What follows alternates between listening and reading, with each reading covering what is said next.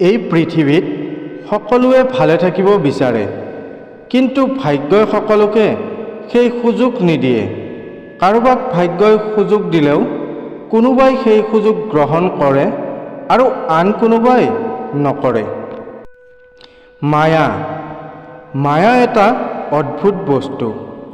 ওচৰত থাকিলে বাঢ়ি যায় আৰু দূৰত গ'লে কমে। এয়াই বাস্তৱ। প্ৰিয় মানুহজনক আপুনি দিয়া মৰম, ভালপোৱা আৰু সময় অতিকে মূল্যৱান। প্ৰকৃত প্ৰেমে এইবোৰ বিচাৰে, দামী গিফ্ট নহয়। সম্পৰ্ক মানে ৰাগ কৰি এৰি যোৱা নহয়। সম্পৰ্ক মানে ৰাগ ভাঙি একেলগে থকা, একেদৰে চলা।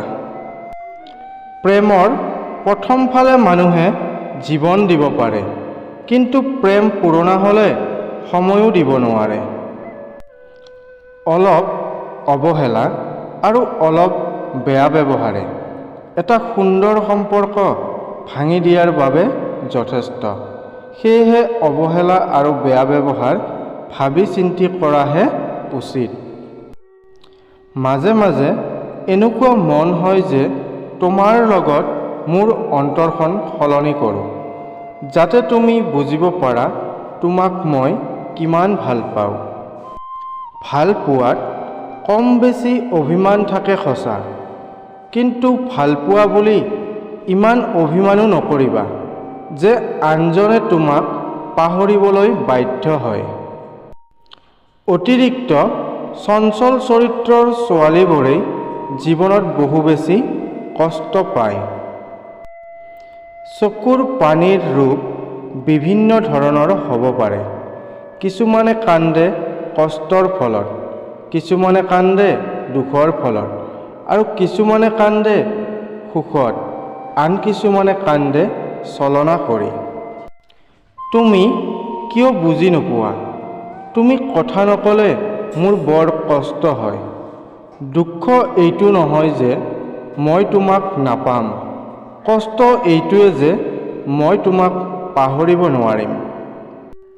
কষ্টই মানুহক অকল নকন্দুৱায়, কিছুমান বাস্তৱ শিক্ষাও দি যায়। কষ্টৰ বাবে নিজকে শেষ কৰি নিদিবা।